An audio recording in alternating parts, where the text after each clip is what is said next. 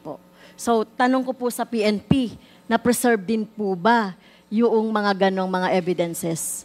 Para makita natin, Mr. Chair, kung ano yung tumama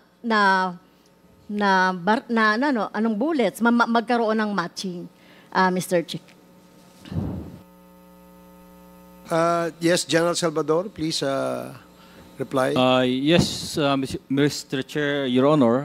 Normally, all encounters, armed confrontation, are placed in scene of crime operations procedures. So it has all the SOCO report, and therefore all evidences are in custody of the SOCO, and normally it is being prepared and being readied for if required by the court. So, with all the presumptions that these are covered by reports, Your Honor. Mr. Chair, follow up. Yes. Ang tanong ko po, na-preserve din ba yung mga baril na ginamit ng police doon sa scene of the crime? Yun po yung tanong ko doon. Or ginamit lang yan and then ginamit pa rin siyang service firearms? So, yun po yung tanong natin doon sa police. Your Honor, that can be answered once the Director of Forensic Group will be present because as I have mentioned, these are all covered by SOCO reports, Your Honor. Mr. Chair, ano ba yung procedure? Yeah, pwede bang malaman na General kung ano ang procedure? Halimbawa, nagkaroon ng engkwentro at napatay ang kalaban ng mga Philippine National Police kawani ng Philippine National Police. Hindi ba kinukuhaan ng ballistic records yung baril ng police at saka yung baril ng nanlaban?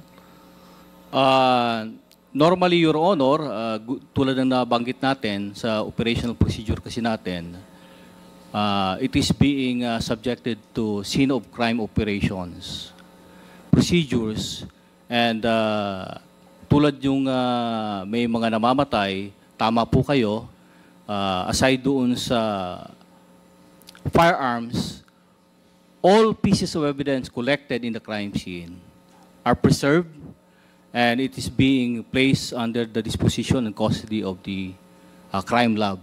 So including the firearm of the PNP member? Normally, Your Honor, if there is findings of irregularity, doon na lang nagkakaroon ng requirement to submit the firearms of those involved in the operations.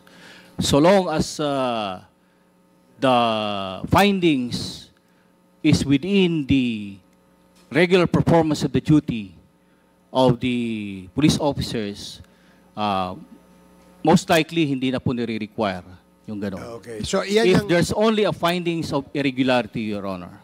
So yan yung SOP, no? Yan yung kapag may findings of irregularity, then you confiscate the firearms. Pag wala, hindi kino-confiscate.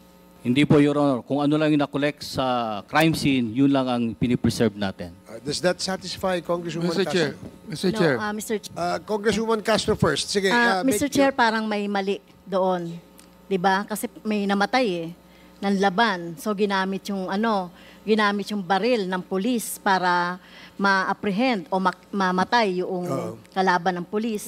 Your Honor, but ang problema, Mr. Chair, para makagawa tayo in aid of legislation, no, parang tingin ko may mali doon. Kasi hindi po naiimbestigahan eh. So kailangan maimbestigahan. So kahit man lang, ito yung tinatawag nating presumption of regularity. No, dapat ma-define yan talaga kung paano, no? So hindi pwedeng may namatay na lang, tanggapin na lang yan kasi nanlaban yan. At Siguro, adik yan, whatever. yeah. So yun po, Mr. Mr. Chair, Chair. related doon sa sinabi ni Congresswoman Franz Castro, no? Ano ba yung procedure nyo? For example, like we know for a fact that not all of the victims' relatives would file a case against the police, correct?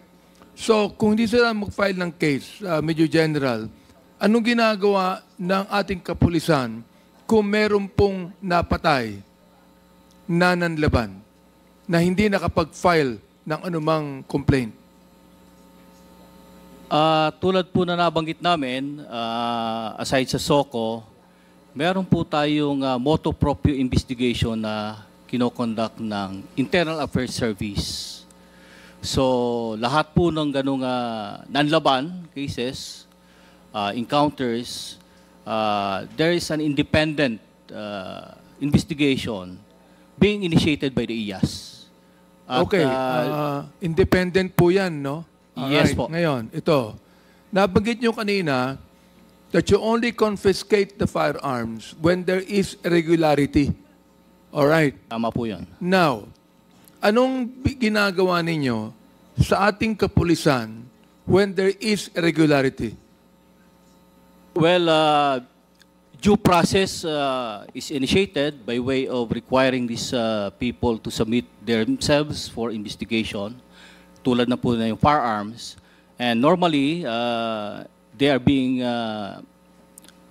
held under restriction so that they can answer for all the investigations being initiated by the unit. So yun po yung proseso. Para po magiging impartial yung investigation, hindi maka-impluensya yung involved, normally they are being held under restriction or being relieved from the positions they previously hold. Do you have a list of that, Mr. Chair? Do you have a data, a list of those that have, those policemen that have killed in response to the action of the victims? Do you have a list of irregularity na mga pulis natin or wala? The better office that can respond to that, Your Honor, is the Internal Affairs Service. All right, Mr. Chair. So I again would like to make a motion that we invite the head of the IAS to come in our next hearing to shed light on the issue of the mga nanlaban na mga biktima po sa ating mga kapulisan. So I move. Comsec, please take note of the request of Congressman Abante. Mr. Chair, meron lang Mr. akong Chair, clarification. may also- With the indulgence, sige, si Congresswoman Last na Castro, po. and then si Congressman Dan Ugnay na lang Fernandez. po doon sa topic. So, Mr. Chair, may I also move that we subpoena po yung SOCO, yung report ng SOCO dito sa 7,000 plus o 7,060 ba na ng sinasabing nanlaban. So, pwede po bang... I move, Mr. Chair. So, there's a motion to subpoena the SOCO report on the 7,000 deaths under di ba DUI ang tawag doon, deaths under investigation by the Philippine National Police, and to be submitted to the committee. So, did we get a copy? Do we have a report? So none yet. So may we ask the PNP to submit those records to the committee as stated in the motion of Congresswoman Castro to subpoena all these documents. The motion was duly seconded. Are there any objections? Hearing none, the motion is approved. So, Congressman Dan Fernandez. Meron lang clarify, General Salvador. Kasi para nadinig ko kanina kapag merong irregularity, saka lang kino-confiscate yung mga na evidences na galing sa crime scene? Both, Your Honor, irregularity or someone who will initiate a complaint. Ibig sabihin kung may magpapile from the victim. So, ibig sabihin, yung mga ebidensya na nandun sa crime, for example, yung mga ginamit sa panlaban. O so, pag may irregularity lang, with final decision, saka mo lang siya dadalhin sa crime lab? Magkakaroon po ng investigation based doon sa findings nga po na SOCO. Okay. So kung nagkaroon ng investigation, tapos sa investigation, ang nagko-conduct nun, sino? Ang